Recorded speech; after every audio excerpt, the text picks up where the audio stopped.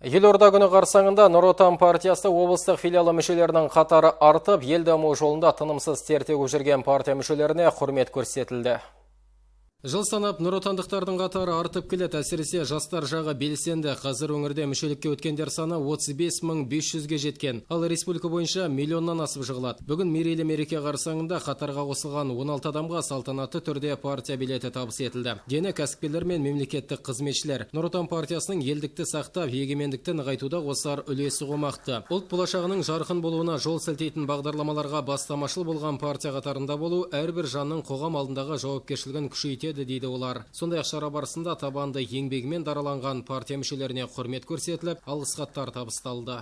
Нұр Отан партиясының атқарып жатқан жұмыстары өте ауқымды.